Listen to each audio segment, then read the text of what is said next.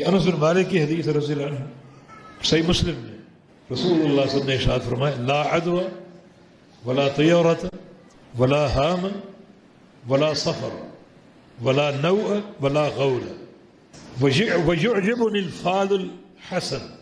یہ پوری حدیث جناب انس فرماتے ہیں کہ رسول اللہ صلی اللہ علیہ وسلم نے فرمایا لا عدوى، کوئی مرض متعدی نہیں ہوتا.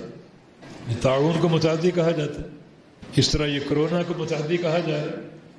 نبی علیہ السلام نے کہا فرمایا کوئی مرض متعدی نہیں ہوتا. اس کو سمجھنے کی ضرورت ہے. صحیح فہم یہ ہے کہ مرض متعدی ہوتا ہے، ایک دوسرے سے پھیلتا ہے، ایک سے دوسرے کو، سے دوسرے سے تیسرے کو. لیکن عقیدہ کیا ہو؟ اگر وہ مرض مجھے لاحق ہوا فلاں شخص سے تو میں یہ نہ کہوں کہ اس نے مجھے اس مرض میں دھکیل دی، بلکہ یہ کہے کہ اس کے اختلاط کی بنا پر یہ مرض اللہ نے میرے اندر پھیلا. نہ اس شخص میں کوئی تاثیر ہے، نہ اس کے مرض میں کوئی قوت ہے، نہ وہ شخص اس مرض کو اپنی قدرت سے کسی میں منتقل کر سکتا ہے، اور نہ وہ مرض کسی کے اندر منتقل ہو سکتا ہے جب تک اللہ کا امر نہ. نبی علیہ السلام نے اسی لیے ایسے امراض میں اختلاط سے روکا جو امراض متعدی ہوتے ہیں.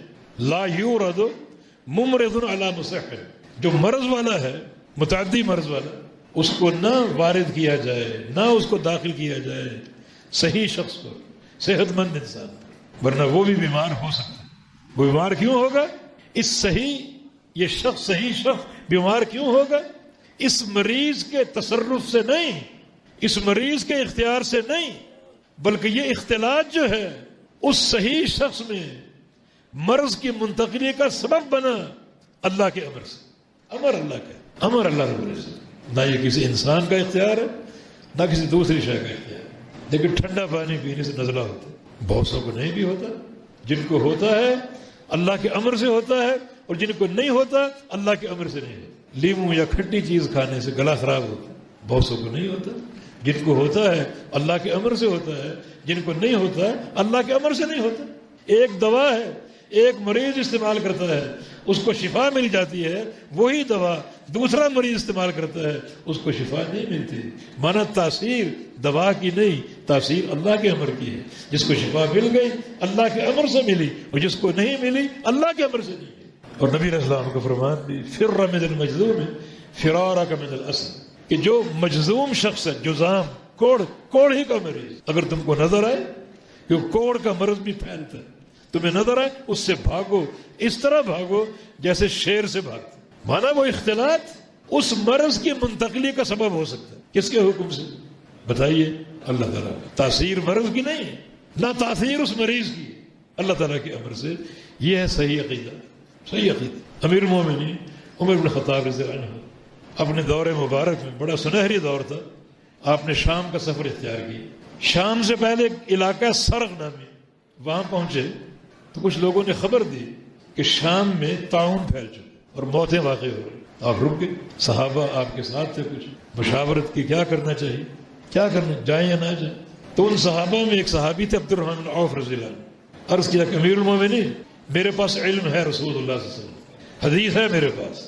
رسول اللہ صلی اللہ علیہ وسلم نے فرمایا تھا اذا وقع الطاعون بارض ولستم بها فلا تدخلوها واذا وقع وانتم فيها فلا تخرجوا منها او كما قال.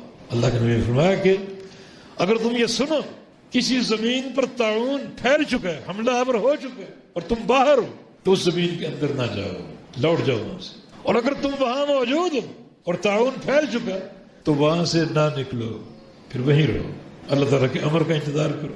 باہر نکلنے کا ایک نقصان بھی ہو سکتا ہے. اگر باہر نکلو گے تو اس مرض کے جراثیم کے ساتھ نکلو گے، اور جہاں جاؤ گے وہاں بھی طاعون پھیل سکتا ہے. یہ مرض اور تباہ کار ہو جائے گا، اور زیادہ اس کے جراثیم پھیلیں گے. اسی علاقے میں محدود رہو اور اللہ کے امر کا انتظار کرو. تبھی تو رسول اللہ صلی اللہ علیہ وسلم نے طاعون کی موت کو شہادت کی موت کہا. المطعون شہید، یا طاعون شہادت. طاعون کا مرض، طاعون کے مرض سے جو موت آتی وہ شہادت ہے. مطعون جو طاعون زدہ ہے وہ شہید ہے. سیدنا معاذ بن جبل رضی اللہ عنہ اس وقت شام میں ہی تھے، امواس کے علاقے میں. جب یہ طاعون حملہ کر چکا ہے تو وہ نکلے نہیں، اور ان کا اسی مرض میں انتقال ہوا. اللہ نے شہادت کی موت دی.